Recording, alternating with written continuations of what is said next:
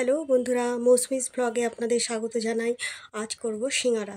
তার জন্য আমি নিয়েছি কিছু কাঁচা লঙ্কা কুচি, আদা পেস্ট, জিরার গুঁড়ো, হলুদের গুঁড়ো, কারি পাতা, দুটো সেদ্ধ আলু, দুটো শুকনো লঙ্কা ভেজে নিয়েছি, আর নিয়েছি কিছু ভাজা বাদাম।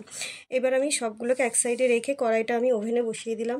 কড়াইটা যেই গরম হলো, কড়াইয়ে আমি কিছুটা সাদা তেল নিলাম। এবার নিয়ে প্রথমে আমি যে উপকরণগুলো নিয়েছিলাম মশলা করার, সেগুলোকে আমি ভালো করে দিয়ে লাল লাল করে কষিয়ে নিলাম। কষিয়ে নেওয়ার পর ওর মধ্যে আমি দিয়ে দিলাম আলুগুলো ভেঙে, ভালো করে এবার ওর মধ্যে মিক্সড করে দিচ্ছি।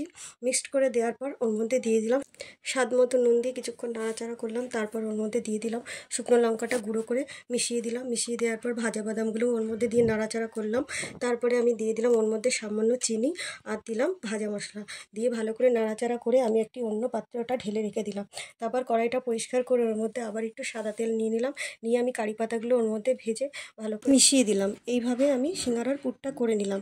এবার পুরটা আমি ঠান্ডা করার জন্য কিছুক্ষণ রেখে দিলাম। তার সাথে সাথে আমি এখন ময়দাটা মেখে নেব।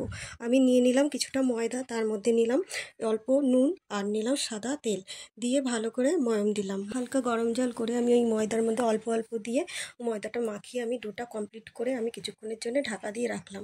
কিছুক্ষণ পর আমি আলগা করে ডোটার থেকে লেচি কেটে নিলাম। কেটে আমি গুলি করে ওগুলো আমি ডিম্বাকৃতি করে বেলে নিলাম। তারপর একটি ছুরির সাহায্যে মাঝখান দিয়ে আমি কেটে কেটে এইভাবে প্রত্যেকটা গুলি কমপ্লিট করে ফেললাম।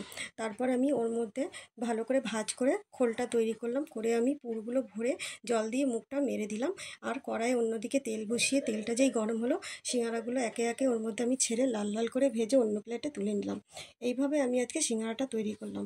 সিঙ্গারাটা তৈরি করার পর সবাইকে আমি সস দিয়ে পরিবেশন করলাম।